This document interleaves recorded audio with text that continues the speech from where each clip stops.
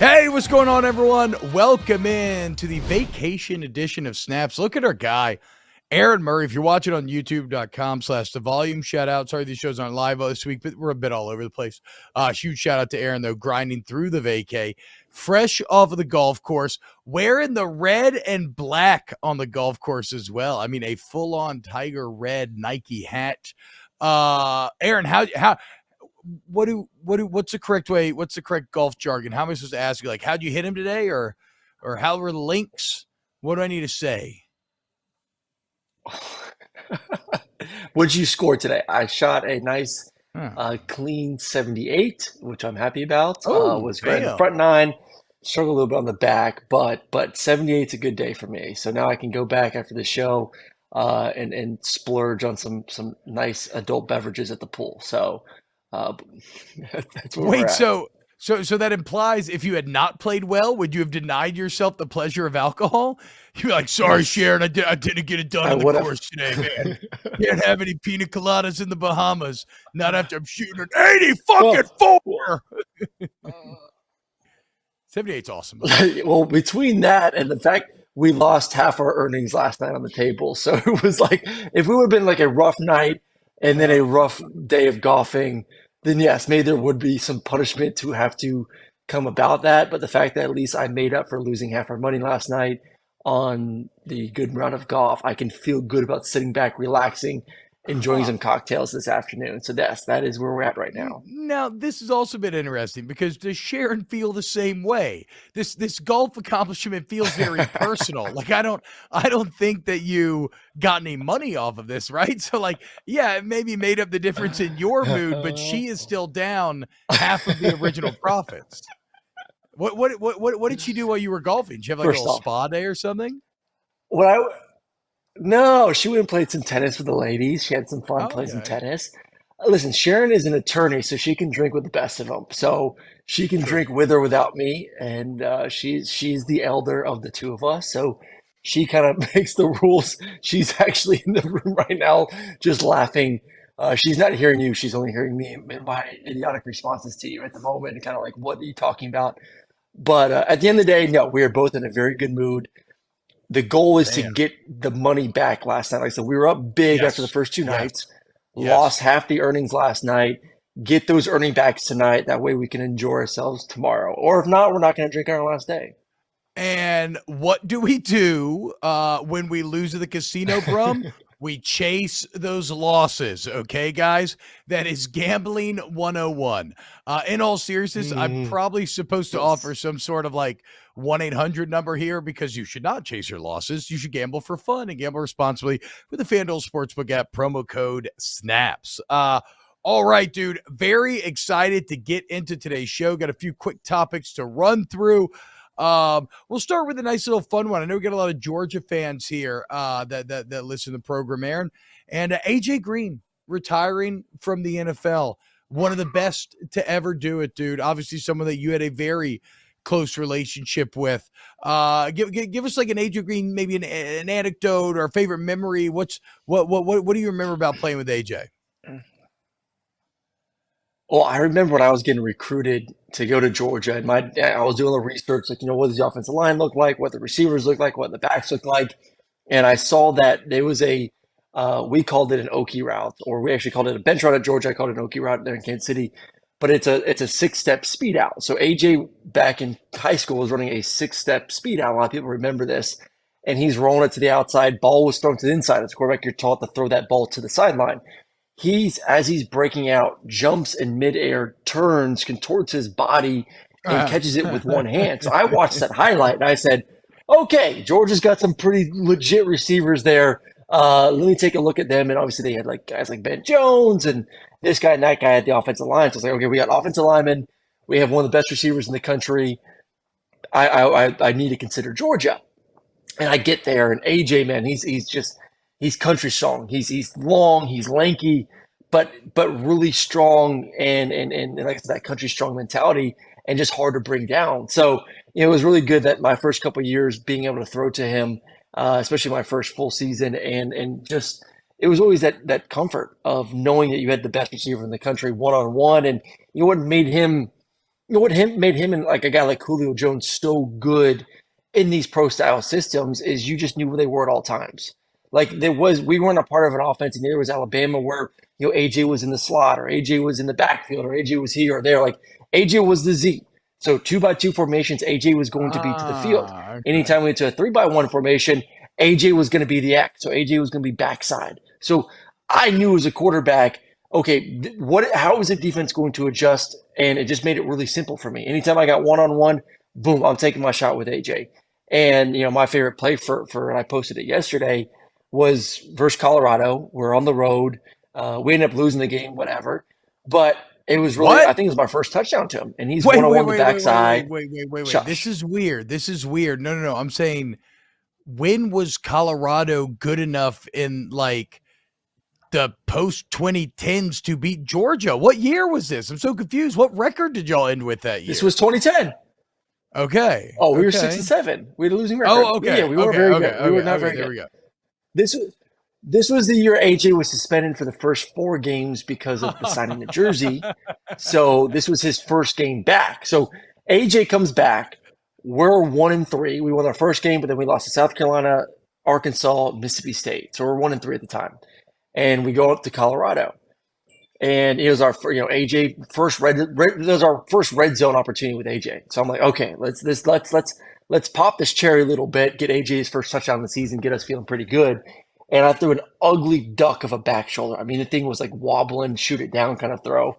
And AJ jumps up, snags it with one hand. And I'm like, my God, like I have missed you so much for 4 games to start the season. And then, we lost the game, but kind of then, we were 1-4, but we knew like, okay, AJ. Oh, did we lose Aaron? I think we might have lost Aaron's. And he's gone. There.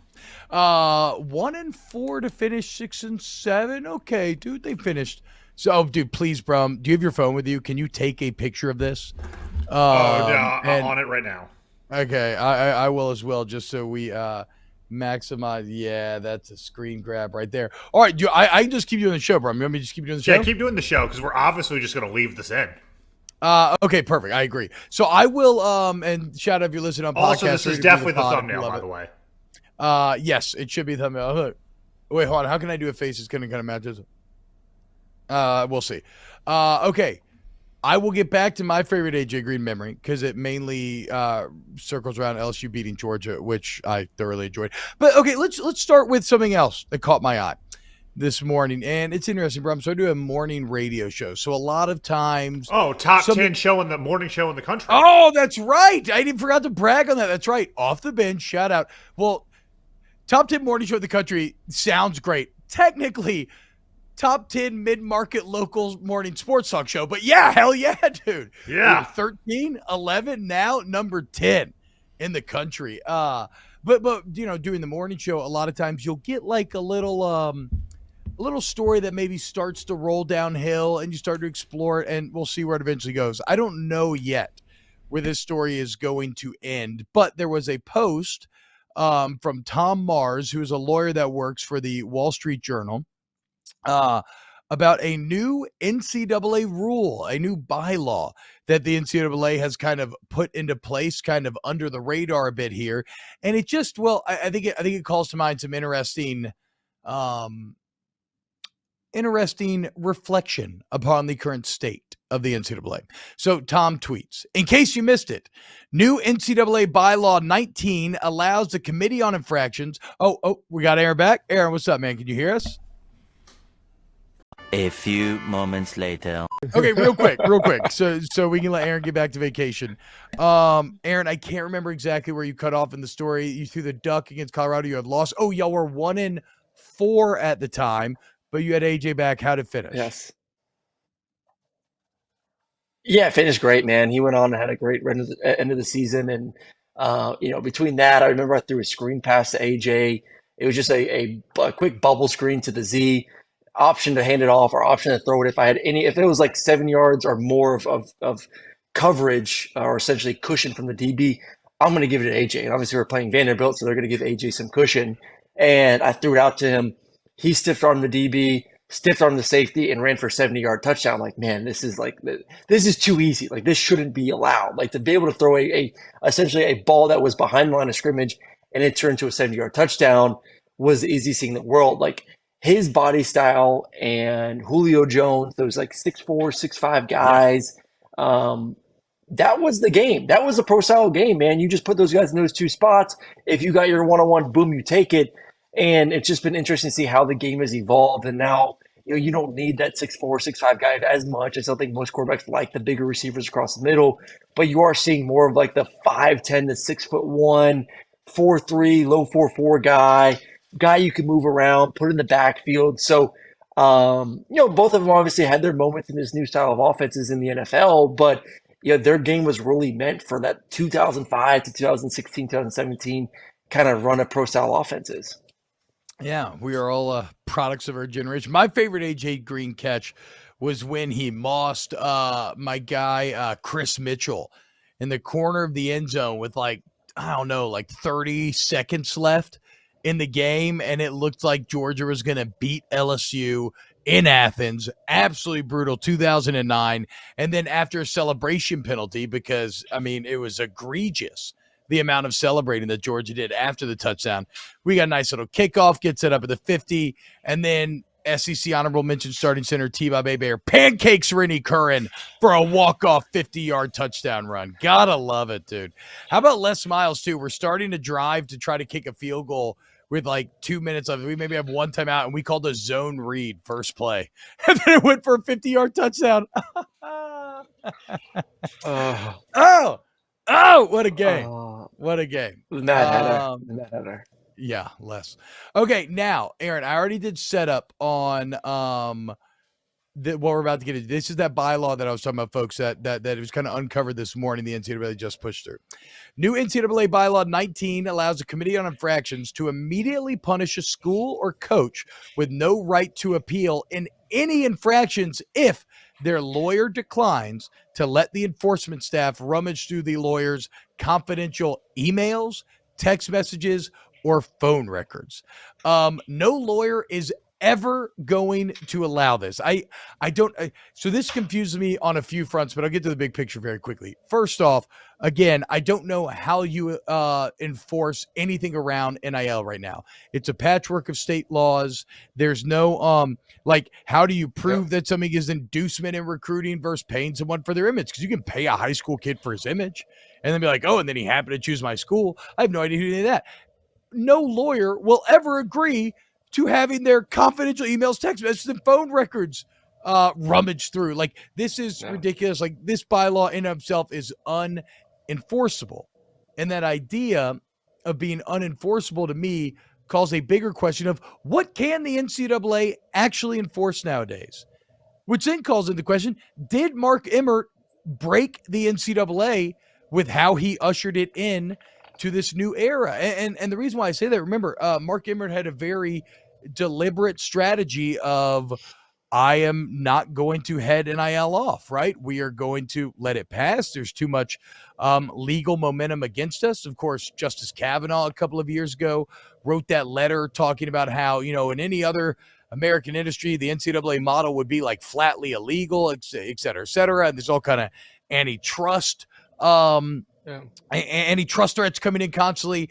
But I don't think that means that nothing could have been done, right? I think a more forward-thinking leader could have ushered in a soft landing for NIL. Instead of just ignoring it completely, maybe you create some NIL guidelines to help state lawmakers as they try to litigate all of this. Instead, you went with the full Wild West approach, and well, we see what has happened, right? The landscape of college football is unlike anything we've ever seen. It's completely absurd, and there's no real path back.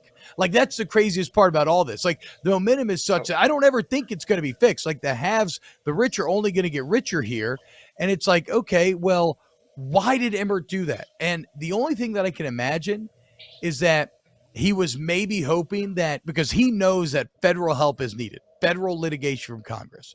I think he wanted the chaos to cause so much controversy and anger that in that chaos, people would be like, that there would be enough momentum to get Congress to act on this. And unfortunately, I just don't think that strategy has played out in all. Instead, you now have an NCAA that is as pointless as ever. I mean, they put on championships, but they cannot enforce any rules. And the rules are such that you don't even know what to enforce because it's all dependent on state law. It's just Mark Emmert, I don't know. I just wonder 5-10 years down the road, we look back on what it is. I wonder what his legacy will be, because where we sit here today, it looks like he's just completely neutered and declawed an organization that maybe should have been neutered and declawed, quite honestly, but I don't think it was intent. Yeah. But it just feels like he completely dropped the ball in trying to stay ahead of these changing times.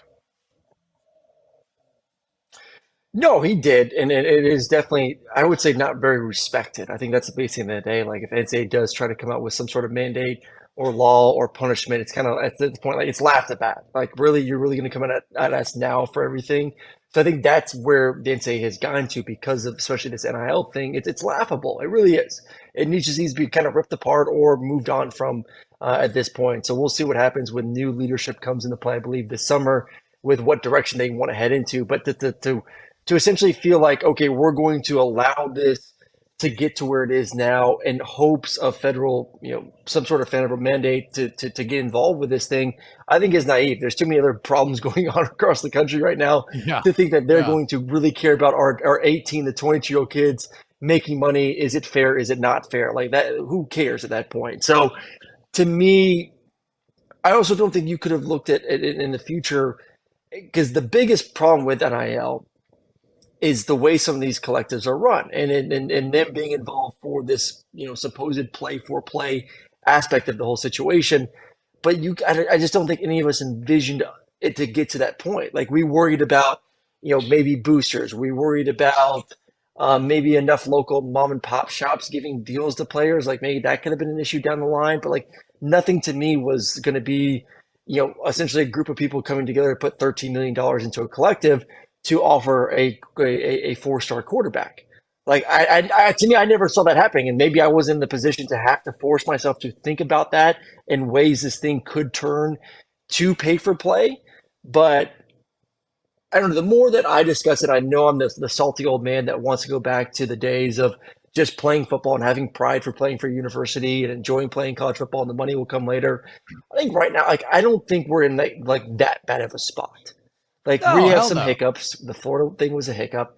But at the moment right now, I don't think the college, to me, when people say the college game is ruined, I think that is silly. It's not ruined. People still love it. People still watch it. It's still entertaining. It's different. It's evolving. The kids are getting paid, which they should. Some of it's sketchy as hell, yes. But I think right now the college football game is in a great spot. I just think at the end of the day, to me, like I said a few minutes ago, the NCAA as a whole is in a bad spot because I don't think they're respected by players, by coaches, by fans. Yeah. And I think that's going to be the problem we lie with. No, the NCAA feels like an organization that is doomed to die here within the next 10 years, potentially. Or at least maybe football breaks out or something, right? I'm not worried about players being paid and even the Rashada thing, right? 13 million is an extreme number. But like Brum pointed out yesterday, there's a pretty significant clause in there where Florida's like, we can cancel the deal whenever we want for whatever reason we want. So it was kind of a fake number in a lot of ways anyway. The only thing that concerns me about the current setting is I am worried about a concentration of power, right? Like a furthering of the richest getting richer and then everybody else being forced away around the edges. But that's only stuff that'll tell over time. And the final object for today, real quickly here, Brian Ferentz was in the news yesterday. If you don't know him, he is the Iowa offensive coordinator, the son of Kirk Ferentz. And it's just funny because if you watched Iowa last year, you know that their offense was absolutely putrid. And then you read the article or the headline, and you see that Brian Ferentz got a pay cut to $850,000, which is wild to think about, that the man who just turned out an offense that with a senior quarterback averaged 17 points a game, good for 123 out of 131 nationally, is making nearly $1 million a year. And he's also the head coach's son. Now, I'm a beneficiary of nepotism, so I get it, man. Human beings love nepotism. It's kind of what our entire world is built off of. But Brian Ferentz making $850,000, even after the pay cut, making $850K to coach offense is objectively pretty wild.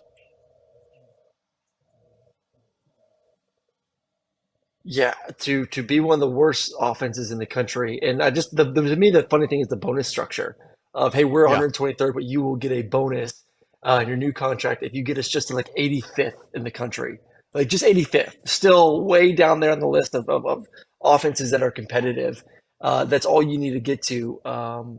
Nepotism, man. You are the prime example of it, T-Bob. You know it better than us, like you just said. So, and good for him, man.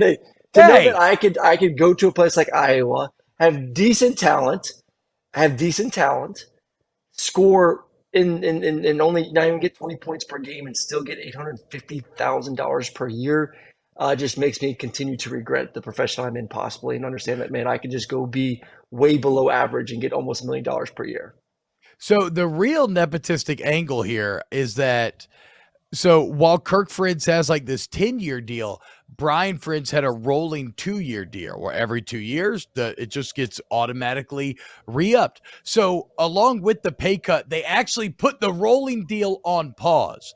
So by July 2024, that does not automatically renew unless they average 25 a game and go to a bowl game, which, as you said, 25 a game is such a hilariously low bar to average, especially in modern college football. I mean, Arkansas State, 81st again. They're basically telling Brian Ferentz, look, man, hey, listen, son, if you want this deal again, if you want us to continue to pay you $1 million a year, you need to do better than 30% of your peers, okay?